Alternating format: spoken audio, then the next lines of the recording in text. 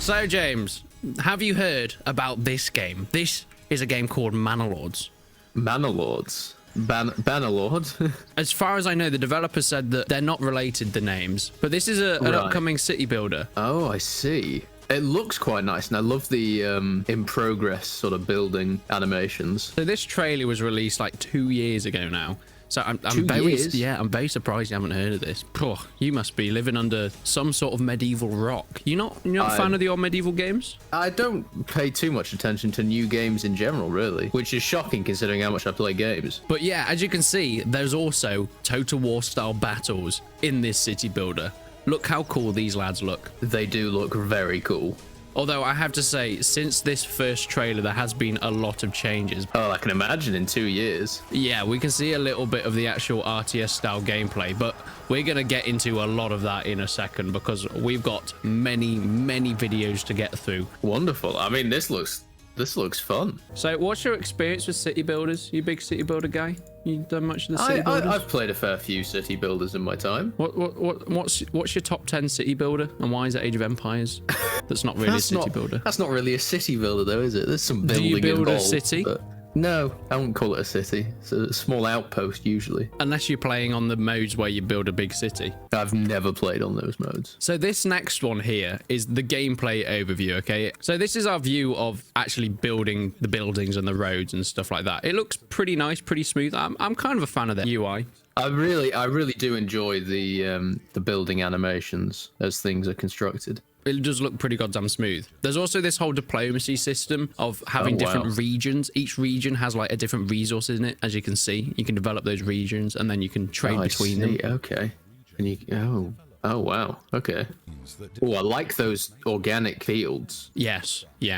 There's also some other cool stuff with that kind of dynamic growing system. Have you played Ostriv before, that game? I've not, but I have heard of it and I've seen a little bit of it. So in that, they have your villagers go into certain places, and as the AI find the quickest path, the roads and the paths start to form like dynamically from where it's been treaded on a lot, and that's in Manor Lords as well. I do like that. I think that does add just that little bit extra realism, doesn't it? Only way to get wealth. I like the guy's voice. It does. He has a very smooth voice, doesn't he? So when this actually came out, this was being developed by one lad.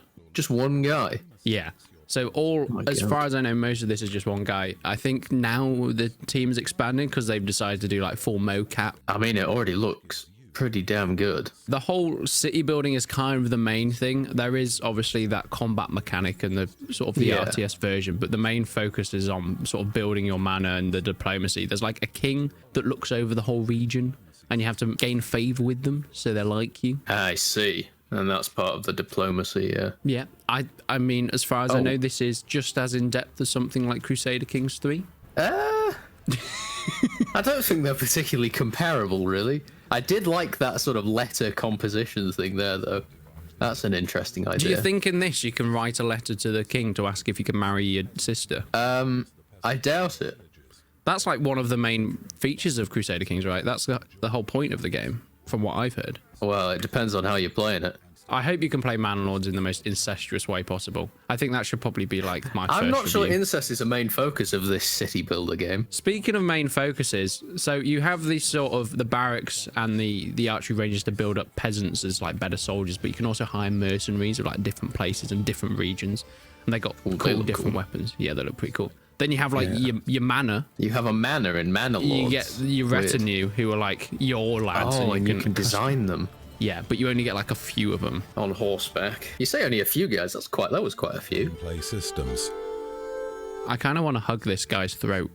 It's a weird way of putting it, but I know what you mean. So we've looked at a lot of the city building. I think from what little we've seen of the UI, I don't think it looks finalized and polished. Right, okay. But I think a lot of the core systems are really good. I like the whole building system, how buildings are placed. I mentioned the farm fields and stuff, forming around roads and being organic shapes as opposed to just squares or whatever. I think that's really nice. it helps it feel more realistic and organic. Yeah, well, this is a video on the combat system, the most recent video that was actually released, and it's basically going into detail about all the mechanics around that. I like the blood, and it feels very Total War-y. It does. Especially the animation. It also feels quite brutal in the way it's done, which feels more realistic. Oh, he just hit him in the bollocks. Yeah, that was as I was saying it. Speaking of brutal, I hope there's decapitation animations, and of course going back to the incest mechanics. In the middle of battle? Yeah, maybe you could have like a scene where you're fighting against invaders and your sister comes in to the battle and then comes into...